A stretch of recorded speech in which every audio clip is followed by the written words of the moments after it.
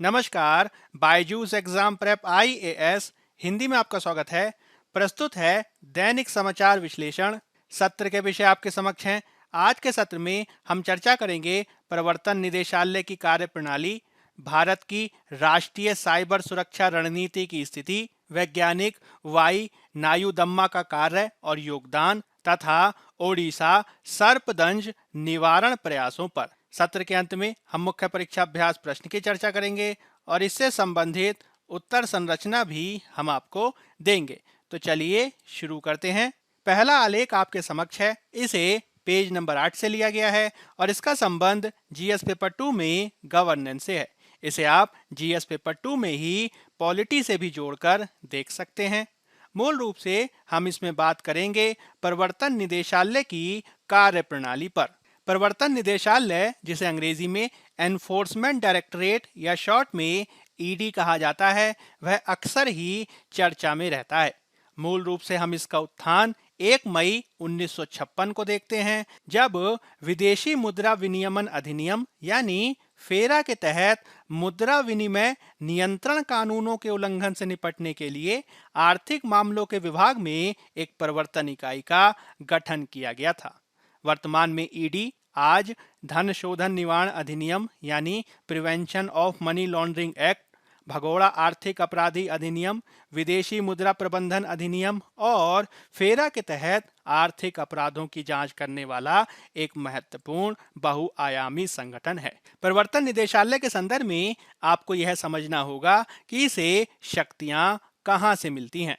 तो इसके संदर्भ में आप ये ध्यान रखेंगे कि जब अपराध की आय को, जो संपत्ति हो सकता है या धन हो सकता है, उत्पन्न किया जाता है, तो उस धन को बचाने का सबसे अच्छा तरीका उसे कहीं पार्क कर देना यानी कहीं छुपा देना होता है, ताकि देश में किसी के प्रति भी जवाबदेह होने से बचा जा सके। क्योंकि इस प्रकार के धन के शोधन को नियंत्रित करने और रोकने की आवश्यकता थी, इसी के चलते धन शोधन निवारण अधिनियम, जिसे अंग्रेजी में prevention of money laundering act कहा जाता है, इसको 2002 में इसी सटीक कारण के चलते लाया गया था, 2005 में अंततः अधिनियमित किया गया है। आपको ध्यान रखना है कि मूल रूप से प्रवर्तन निदेशालय यानी एनफोर्समेंट डायरेक्टरेट को जो शक्तियां प्राप्त होती हैं, वह है इसी prevention of money laundering act यानी धन शोधन निवारण अधिनियम से ही प्राप्त होती हैं।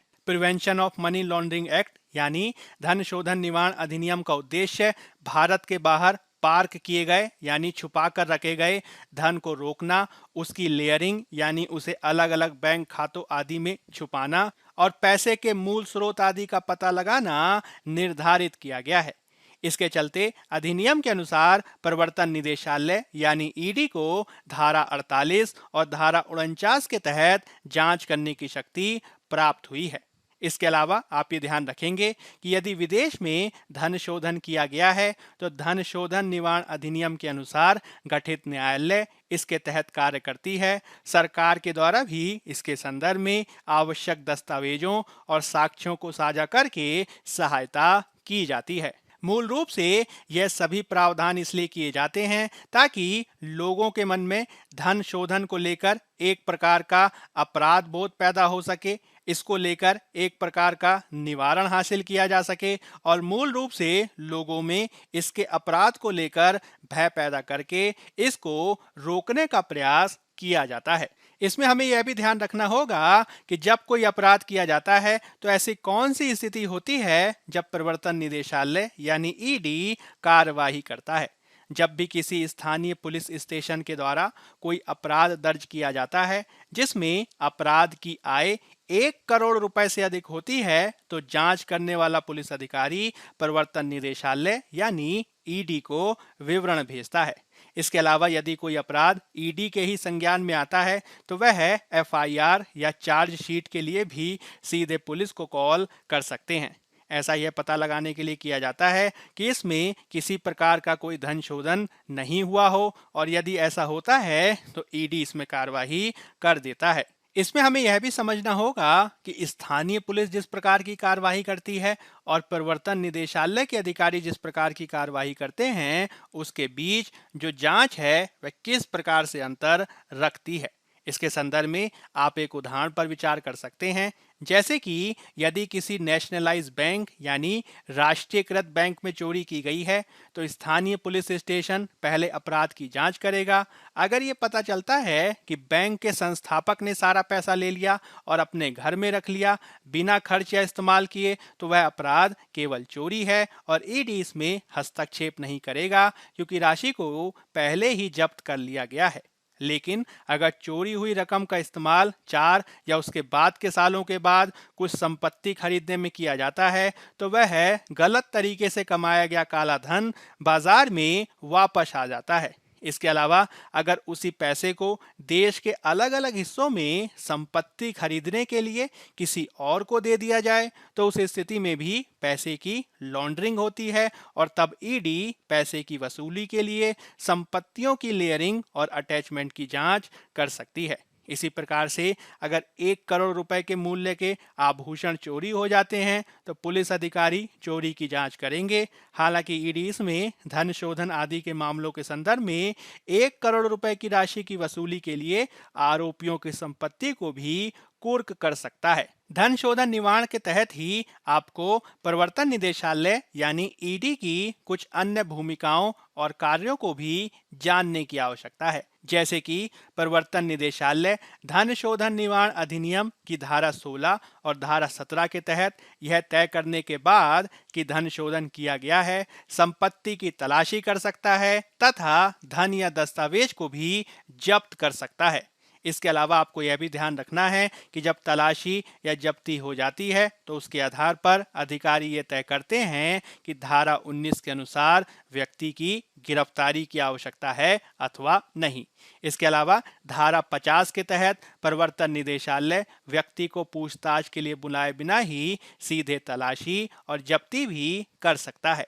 इसमें यह जरूरी नहीं है कि पहले व्यक्ति को तलब किया जाए और फिर तलाशी या जब्ती से शुरुआत की जाए। इसके अलावा यदि व्यक्ति को गिरफ्तार किया जाता है, तो प्रवर्तन निदेशालय को चार्जशीट दर्ज करने के लिए 60 दिन का समय मिलता है, क्योंकि धन शोधन निवारण अधिनियम के तहत सजा 7 साल से अधिक की नहीं होती है। यदि किसी को गिरफ्तार नहीं किया जाता है और केवल संपत्ति कुर्क की जाती है, तो चार्जशीट कुर्की आदेश के साथ 60 दिनों के भीतर न्यायालय प्राधिकारी यानी कोर्ट के समक्ष प्रस्तुत की जाती है। इस संदर्भ में कई बार यह भी प्रश्न उठता है कि जब धन शोधन निवारण अधिनियम अपेक्षाकृत नया है, यानी यह 2005 में ही अधिनियमित किया गया है, तो क्या प्रवर्तन निदेशालय मनी लॉन्ड्रिंग के मामलों की पूर्वव्यापी जांच कर सकता है, यानी 2005 के पहलों के मामलों की जांच वो कर सकता है अथवा नहीं।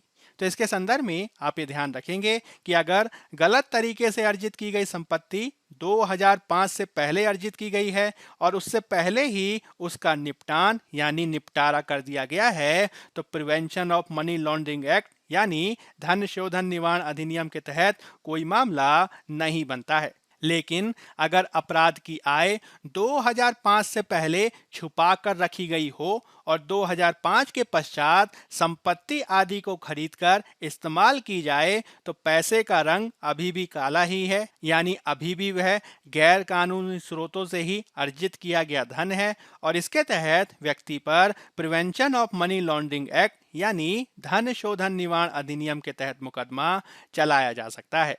इसमें धारा 3 के तहत एक व्यक्ति धन शोधन के अपराध का दोषी होता है यदि कोई व्यक्ति प्रत्यक्ष या अप्रत्यक्ष रूप से गलत तरीके से कमाए गए धन या संपत्ति को जानबूझकर छुपाने या उसमें सहायता करने में प्रयास करता है। इसमें विविध प्रकार के प्रावधानों को शामिल किया गया है, जैसे कि धन और संपत्ति को छुपाना, उस पर कब्जा या अधिग्रहण करना, उसका उपयोग करना अथवा दागदार संपत्ति को बेदाग संपत्ति के रूप में शामिल करना या इस प्रकार का दावा करना भी इसमें शामिल किया जाता है। इसके अंतर्गत यदि व्यक्ति दोषी पाया जाता है, तो व्यक्ति पर मुकदमा आदि चलाकर उसको सजा दिलाई जा सकती है। इस प्रकार से प्रवर्तन निदेशालय किस प्रकार से कार्य करता है, उसके अंतर्गत आप धन शोधन निवारण अधिनियम के विविध प्रावधानों को याद कर सकते हैं। हालांकि वर्तमान में अनेक बार सरकारों पर यह आरोप लगाया जाता है कि उनके द्वारा प्रवर्तन निदेशालय आदि की शक्तियों का दुरुपयोग किया गया है। मुख्य रूप से अनेक बार विपक्षी दलों के द्वारा सत्तासीन दलों पर ऐसा आरोप लगाया जाता है, जिसके हाल के वर्षों में अनेक उदाहरण देखे गए हैं। इसके संदर्भ में हम ये सुझाव दे सकते हैं कि मूल रूप से हमें इसके संदर्भ में प्रवर्तन निदेशालय की स्वतंत्रता को सुनिश्चित किए जाने की आवश्यकता है। इसको सुनिश्चित करने के लिए हमें धन शोधन निवारण अधिनियम में सरकारी हस्तक्षेप आदि को न्यूनतम करने के प्रावधानों को शामिल किए जाने की आवश्यकता है। तभी हम सीबीआई, प्रवर्तन निदेशालय जैसी संस्थाओं की स्वतंत्रता को बनाकर रख सकते हैं। अब हम बात कर लेते हैं पेज नंबर 8 में दिए गए एक अन्य आलेख की, जिसका संबंध जीएस पेपर 3 में आंतरिक सुरक्षा से है। और इसमें हम मूल रूप से बात करने जा रहे हैं भारत की राष्ट्रीय साइबर सुरक्षा रणनीति की स्थिति पर। हाल के वर्षों में भारत के विभिन्न कंप्यूटर नेटवर्कों पर साइबर हमलों में काफी वृद्धि देखी गई है। अमेरिकी साइबर सुरक्षा कंपनी पोलो ऑल्टो नेटवर्क्स की 2021 की यह रिपोर्ट बताती है कि किस प्रकार से महाराष्ट्र साइबर हमलों के मामले में सबसे ज्यादा सुभेद्य रहा है, जिसे सभी प्रकार के रैंसमवेयर अटैक्स में से 42% का सामना करना पड़ा है। जब हम बात करते हैं रैंसमवेयर हमलों की, तो इसमें आप याद रखेंगे कि इसमें हैकर के द्वारा किसी व्यक्ति के सिस्टम आदि पर नियंत्रण स्थापित कर लिया जाता है, उसके डेटा आदि को रख लिया जाता है और वह तब तक उस व्यक्ति को वापस नहीं किया जाता है जब तक वह उसके एवज में किसी प्रकार की फिरौती आदि का भुगतान नहीं कर देता है। इस प्रकार के रैंसमवेयर की घटनाएं हाल के वर्षों में भारत में काफी देखी गई हैं और मुख्य रूप से इस मामले में भारत आर्थिक दृष्टिकोण से हैकरों के लिए काफी लाभदायक क्षेत्र बन गया है। इसके तहत हैकर भारतीय कंपनियों के डेटा पर पहुंच प्राप्त कर लेते हैं और फिर उनसे फिरौती आदि का भुगतान करने के लिए कहा जाता है। आंकड़े ये बताते हैं कि किस प्रकार से 2021 में ही 4 भारतीय संगठनों में से एक को रैंसमवेयर के हमलों का सामना करना पड़ा है।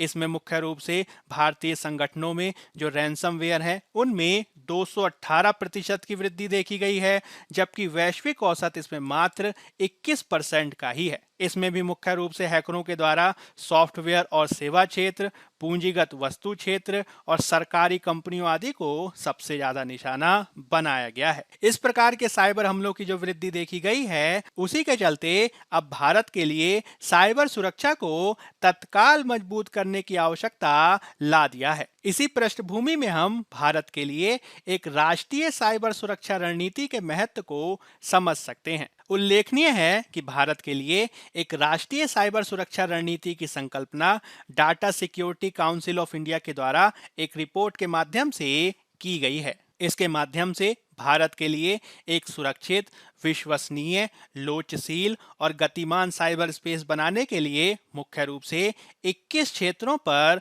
बल दिया गया है। इस रिपोर्ट के माध्यम से न केवल लोक सेवाओं के व्यापक डिजिटलीकरण पर बल दिया गया है, साथ ही साथ सभी प्रकार के डिजिटलीकरण प्रयासों की आरंभिक स्थितियों में ही साइबर सुरक्षा पर बल दिए जाने की बात भी की गई है।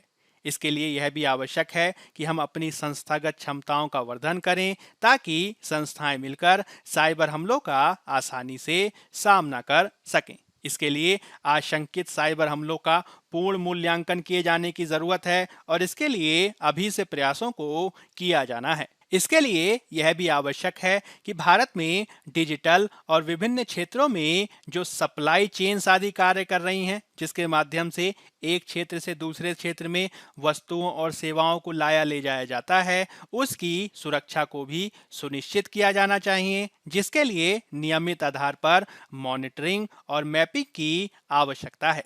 साथ ही साथ भारत में प्रयोग होने वाले इंटीग्रेटेड सर्किट्स यानी आईसी चिप्स और इलेक्ट्रॉनिक प्रोडक्ट्स आदि की भी सुरक्षा को सुनिश्चित किया जाना चाहिए। इसके लिए इस्तेमाल किए जाने वाले प्रोडक्ट्स की नियमित जांच, सर्टिफिकेशन होना चाहिए और इसके लिए भारत को सेमीकंडक्टर आदि के क्षेत्र में अपनी क्षमताओं का घरेलू आधार पर वर्धन किए जाने की आवश्यकता है।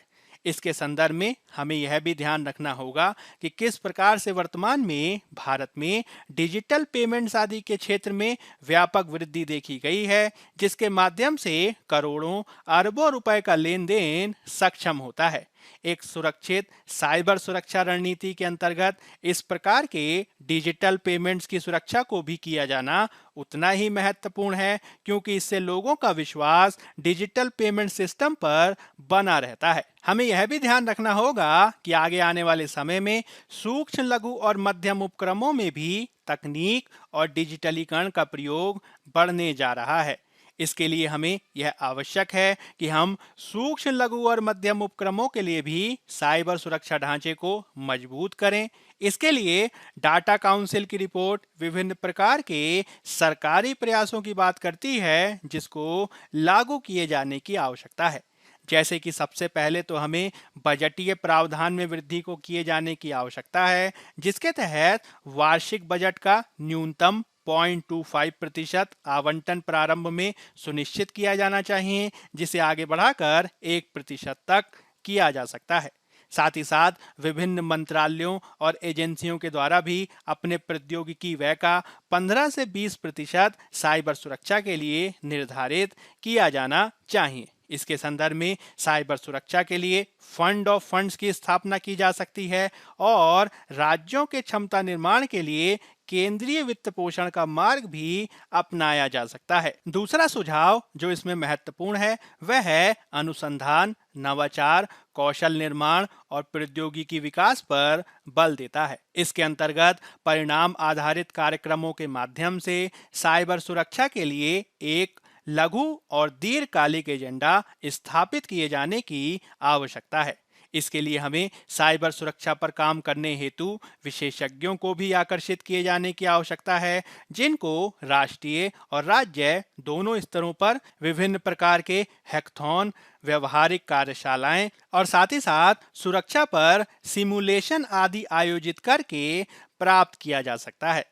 इसके अलावा राष्ट्रीय कौशल विकास निगम आदि संस्थाओं के सहयोग से एक राष्ट्रीय ढांचा स्थापित किया जाना चाहिए, ताकि सुरक्षा में वैश्विक पेशेवर प्रमाणन किया जा सके। इसके अलावा इंजीनियरिंग सेवाओं से चुने गए संवर्गों के साथ एक साइबर सुरक्षा सेवाएं भी बनाई जा सकती हैं। Data security council of India संकट से निपटने के लिए बेहतर संकट प्रबंधन पर भी बल देता है। इसमें महत्वपूर्ण क्षेत्रों की पहचान किया जाना चाहिए तथा नियमित आधार पर अभ्यास करके उनसे निपटने की पर्याप्त तैयारी भी की जानी चाहिए। इसके लिए हमें अपने सिस्टम में पहले से संभावित कमजोरियों और सुभेद्यताओं की पहचान करनी होगी और विभिन्न सरकारी विभागों के मध्य समन्वय को बढ़ावा देकर खतरे से संबंधित जानकारी को साझा करने पर भी बल दिए जाने की आवश्यकता है। इसके अलावा हमें इस बात को भी ध्यान में रखना होगा कि किस प्रकार से हाल के समय में विभिन्न क्षेत्रों में बीमा पर बल दिया गया है, जिसके अंतर्गत हमें आगे चलकर साइबर बीमा को भी सुनिश्चित किए जाने की आवश्यकता है, ताकि हम अपने सुभेद्य क्षेत्र को पहले से ही बीमाकृत कर आर्थिक हानि आदि से बच सकें। इसके लिए साइबर बीमा से संबंधित विभिन्न उत्पादों का भी विकास किया जा सकता है। डाटा सिक्योरिटी काउंसिल का मानना है कि वर्तमान में अंतर्राष्ट्रीय संबंधों के निर्माण में साइबर कूटनीति का भी महत्वपूर्ण स्थान है। इसके तहत भारत इजराइल जैसे देशों के साथ अपने संबंधों को बढ़ाकर साइबर क्षेत्र में अपनी कमियों को दूर करने के लिए विभिन्न कार्यक्रम और क्षमता निर्माण के माध्यम से कार्य कर सकता है। इसके तहत भारत ब्रांड इंडिया को बढ़ावा देने के लिए विभिन्न देशों में साइबर दूतों आदि की भी नियुक्ति कर सकता है। इसके अलावा भारत में हमें साइबर अपराध जांच को भी बढ़ोतरी देने की आवश्यकता है। भारत के द्वारा आईटी अधिनियम की धारा 79A के तहत डिजिटल साक्ष्य को बढ़ावा दिया गया है, जो साइबर अपराधों से निपटने के लिए महत्वपूर्ण है। इसके लिए हम साइबर अपराधों से संबंधित विशेष अदालतों की स्थापना कर सकते हैं और साइबर अपराधों के बैकलॉग को दूर करने के लिए हम 5 साल के रोड मैप को भी तैयार कर सकते हैं। इसके अलावा data security council of India विभिन्न एजेंसियों को आर्टिफिशियल इंटेलिजेंस, ब्लॉकचेन तकनीक, क्लाउड तकनीक, इंटरनेट ऑफ थिंग्स और ऑटोमेशन आदि के युग में उन्नत प्रकार के फॉरेंसिक प्रशिक्षण का भी सुझाव देता है, ताकि बेहतर प्रकार के साइबर क्राइम जांचकर्ताओं का एक संवर्ग या कैडर का निर्माण किया जा सके। यदि हम राष्ट्रीय साइबर सुरक्षा रणनीति के क्रियान्वयन के बारे में बात करें तो इसके संदर्भ में हाल ही में संसद के बजट सत्र में सरकार के द्वारा इससे संबंधित प्रश्न पर यह स्पष्ट किया गया कि सरकार राष्ट्रीय साइबर सुरक्षा रणनीति 2021 के मसौदे को तैयार कर ली है, जो समग्र रूप से राष्ट्रीय साइबर स्पेस की सुरक्षा के मुद्दों को संबोधित करता है। हालांकि इसके संदर्भ में कार्यान्वयन की समय सीमा का उल्लेख नहीं किया गया है, जिसको निकट भविष्य में पूर्ण किए जाने की आवश्यकता है। इसके अलावा हमें यह भी ध्यान रखना होगा कि वर्तमान में साइबर आतंकवाद एक बड़ा मुद्दा है, जिसके लिए वैश्विक स्तर पर कार्य किए जाने की आवश्यकता है। सरकारों ने अभी तक साइबर आतंकवाद पर वैश्विक कानूनी ढांचा विकसित करने के लिए अन्य देशों के साथ समन्वय करने की योजना को नहीं बनाया है, जिसको आगे लागू करके कार्य किए जाने की आवश्यकता है। भारत द्वारा इससे पहले वैश्विक आतंकवाद के निवारण के लिए एक मसौदा प्रस्ताव अंतर्राष्ट्रीय स्तर पर प्रस्तुत किया गया था। इसी प्रकार की पहल अब भारत को साइबर आतंकवाद के संदर्भ में भी किए जाने की आवश्यकता है। अब हम बात कर लेते हैं पेज नंबर 6 में दिए गए एक अन्य आलेख की, जिसका संबंध जीएस पेपर 3 में विज्ञान और प्रौद्योगिकी से है, और इसमें हम बात करने जा रहे हैं वैज्ञानिक वाई नायुदम्मा के कार्य और योगदान पर। मानव जाति का जो वर्तमान स्वरूप हम देखते हैं वह प्राचीन काल से ही गतिशील है। इसमें हम प्राचीन सभ्यताओं के रूप में मिस्र की सभ्यता, मेसोपोटामिया की सभ्यता, ग्रीक, चीनी और सिंधु घाटी सभ्यता आदि का योगदान देख सकते हैं। ये सभ्यताएं उस समय विकसित हुई जब मनुष्य ने स्थायी जीवन को प्रारंभ ही किया था। तब से लेकर हजारों सालों की हमारी यात्रा रही है और आज हम सभ्य कहलाने की स्थिति में हैं। इस पूरी यात्रा में हमारी एक महत्वपूर्ण विशेषता प्रचुर ज्ञान का संचय करना भी देखी जा सकती है। साथ ही हमने जीवन के उच्च मानकों की खोज के लिए विज्ञान और प्रौद्योगिकी के क्षेत्र में भी तेजी से प्रगति की है। विज्ञान और प्रौद्योगिकी की प्रगति के चलते ही वर्तमान में व्यक्ति को तकनीकी जानवर के रूप में भी उद्धृत किया जाता है, जिसके तहत हम ये कह सकते हैं कि किस प्रकार से मनुष्य की महत्वाकांक्षाएं निरंतर बढ़ती रही हैं। हालांकि बेहतर जीवन की इस निरंतर खोज ने विज्ञान प्रौद्योगिकी अनुप्रयोग के परिणामों से संबंधित कुछ गंभीर मुद्दों को भी जन्म दिया है, जिनमें विज्ञान महत्वपूर्ण है अथवा लोग यह लगातार देखे जाने वाला मुद्दा है। हमें यह ध्यान रखना होगा कि यह जो वर्ष है वह है डॉक्टर वाई नायुदम्मा का जन्म शताब्दी वर्ष है, जो पद्मश्री प्राप्तकर्ता होने के साथ ही प्रसिद्ध वैज्ञानिक थे, केंद्रीय चमड़ा अनुसंधान संस्थान चेन्नई के पूर्व निदेशक थे तथा वैज्ञानिक और औद्योगिक अनुसंधान परिषद के पूर्व महानिदेशक भी रहे थे। अपने पूरे जीवन में उन्होंने जो कार्य व योगदान किया उससे विज्ञान और प्रौद्योगिकी से संबंधित विभिन्न मुद्दों पर विशेष प्रकाश पड़ता है।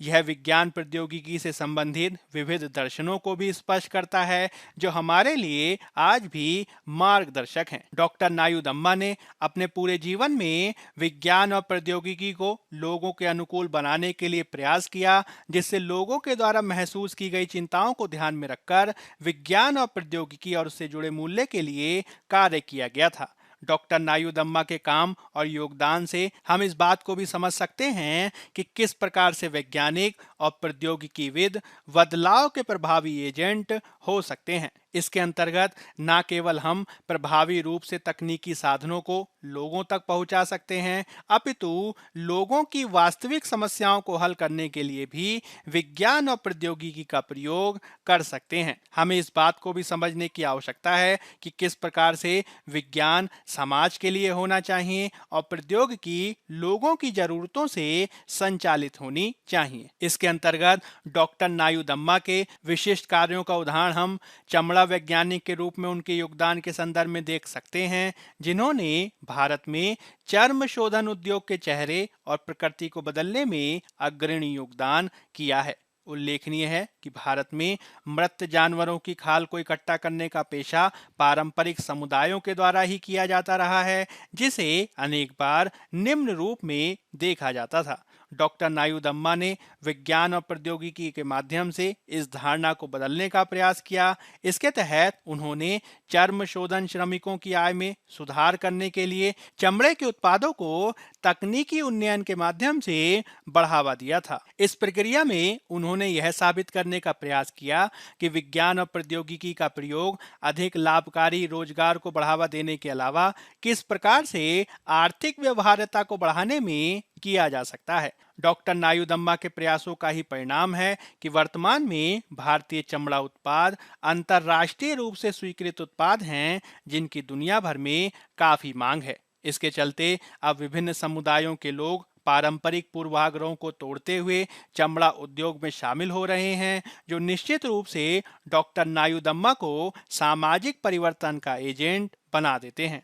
डॉक्टर नायुदम्मा के द्वारा अपने जीवन काल में जिस प्रकार के दृष्टिकोण को व्यक्त किया गया था, वह वर्तमान की सरकारों के द्वारा भी अपनाए गए हैं। जैसे कि समाज के सभी वर्गों के सशक्तिकरण की आवश्यकता के संदर्भ में डॉक्टर नायुदम्मा के द्वारा महिलाओं को बैंक खाता खोले जाने की आवश्यकता पर बल दिया गया था। वर्तमान में सरकार के द्वारा प्रधानमंत्री जन धन योजना के माध्यम से जो लगभग 50 करोड़ बैंक खाते खोले गए हैं, वह निश्चित ही महिला सशक्तिकरण को बढ़ावा देते हैं। डॉक्टर नायुदम्मा के द्वारा आत्मनिर्भरता पर जिस प्रकार से बल दिया गया, वह सरकार के हालिया आत्मनिर्भर भारत पहल में दृष्टिगोचर होता है। इसके अतिरिक्त डॉक्टर नायुदम्मा ने सभी को गरिमा के साथ जीने, अधिकारों की समता पर बल दिया, जो वर्तमान सरकार के सबका साथ, सबका विकास, सबका प्रयास के दर्शन से अभिव्यक्त होता है। हमें इस बात को समझना होगा कि किस प्रकार से डॉक्टर नायुदम्मा भारत की महान वैज्ञानिक विरासत की श्रृंखला की कड़ी थे, जिसमें बौधायन, आर्यभट्ट, ब्रह्मगुप्त आदि का नाम लिया जा सकता है। वर्तमान में हम ऐसे समय में जी रहे हैं जिसमें ज्ञान ही वास्तविक शक्ति है। इसके लिए हमें ज्ञान को सभी तक पहुंचाने की आवश्यकता है और विज्ञान और प्रौद्योगिकी इसमें महत्वपूर्ण भूमिका निभा सकता है, जिसके लिए शिक्षा पर भी बल दिए जाने की आवश्यकता है। डॉक्टर नायुदम्मा का यह दृढ़ विश्वास था कि एक व्यक्ति केवल सामुदायिक भागीदारी की भावना और सामूहिक प्रयास के वातावरण में ही फलता फूलता है और अपने सर्वोत्तम रूप में देखा जा सकता है। डॉक्टर नायुदम्मा के विचार के अनुसार किसी भी राष्ट्र का विकास प्रत्येक व्यक्ति के द्वारा अपनी पूर्ण क्षमता को साकार करके ही प्राप्त किया जा सकता है, जिसके संदर्भ में प्रयासों को किए जाने की आवश्यकता है। वर्तमान में हम आधुनिक प्रकार की वैज्ञानिक और तकनीकी प्रगति के आधार पर अनेक प्रकार के नकारात्मक परिणामों को भी देखते हैं, जैसे कि संसाधनों की कमी, पारिस्थितिकी असंतुलन, असमानता आदि। इसके संदर्भ में हमें सतत और सामंजस्यपूर्ण विकास के संदर्भ में वैकल्पिक मॉडल को अपनाने की आवश्यकता है। डॉक्टर नायुदम्मा के लिए यह पर्यावरण के संदर्भ में सतत विकास की सोच को बढ़ावा देकर किया जा सकता है। हमें ये समझना होगा कि पर्यावरण हमारी संपत्ति नहीं है, अपितु यह आने वाली पीढ़ियों के लिए एक विरासत है और इस रूप में हमारी सबकी गंभीर जिम्मेदारी देखी जा सकती है। इस प्रकार डॉक्टर नायुदम्मा का जन्म शताब्दी वर्ष न केवल हमें उनके विचारों को साकार करने की प्रेरणा देता है, अपितु सभी वैज्ञानिकों और प्रौद्योगिकीविदों को भी श्रद्धांजलि अर्पित करने का अवसर प्रदान करता है। अब हम बात कर लेते हैं पेज नंबर 4 में दिए गए एक अन्य आलेख की, जिसका संबंध जीएस पेपर 3 में डिजास्टर मैनेजमेंट यानी आपदा प्रबंधन से है। और इसमें हम बात करने जा रहे हैं ओडिशा सर्पदंश निवारण प्रयास की। हाल के वर्षों में ओडिशा में प्राकृतिक आपदाओं की तुलना में सांप के काटने यानी सर्पदंश से अधिक लोगों की मृत्यु देखी गई है। इसलिए राज्य सरकार के द्वारा इस खतरे से निपटने के लिए स्टैंडर्ड ऑपरेटिंग प्रोसीजर्स यानी मानक संचालन प्रक्रियाओं और संस्थागत क्षमता का निर्माण किए जाने का फैसला किया गया है। इसके संदर्भ में राज्य के द्वारा सर्पदंश से होने वाली मौतों की संख्या को कम करने के लिए विश्व बैंक, भारतीय प्राणी सर्वेक्षण, असम, कर्नाटक और केरल के विशेषज्ञों की बैठक को भी बुलाया गया है। यदि हम इसके संदर्भ में आंकड़ों की बात करें तो उड़ीसा राज्य में 2015-16 से सर्पदंश से लगभग 6000 लोगों की मृत्यु देखी गई है, जो औसतन वार्षिक रूप से 800 मृत्यु से भी अधिक कहा जा सकता है। इससे उड़ीसा राज्य भारत में सबसे अधिक सर्पदंश प्रवण राज्यों में से एक बन गया है और इसी के चलते 2015 में सर्पदंश को उड़ीसा राज्य में राज्य विशिष्ट आपदा भी घोषित किया गया था।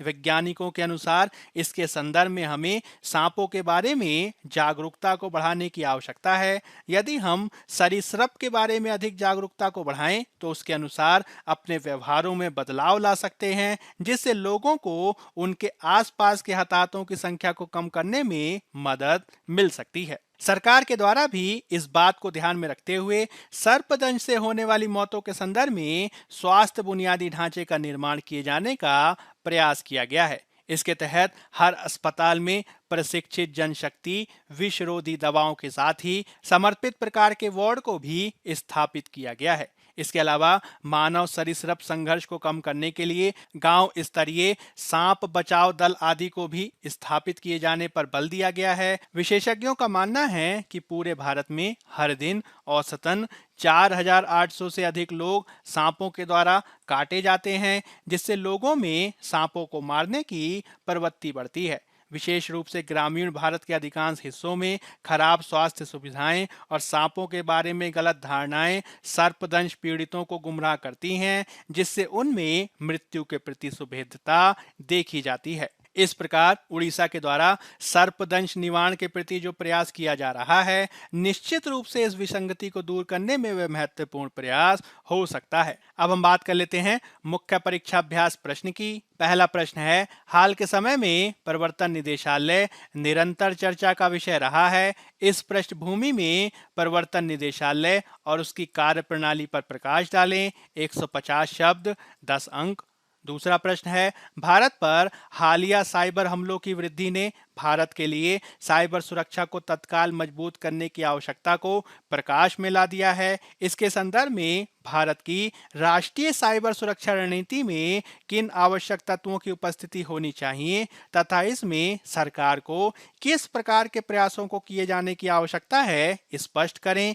250 शब्द, 15 अंक। पहले उत्तर की संरचना की भूमिका में आप प्रवर्तन निदेशालय का सामान्य परिचय देंगे और इसके मुख्य भाग में आप प्रवर्तन निदेशालय की कार्यप्रणाली को स्पष्ट करेंगे, धन शोधन निवारण अधिनियम के विविध प्रावधानों का उल्लेख करेंगे और इसके संदर्भ में उपयुक्त सुझावों को भी देंगे।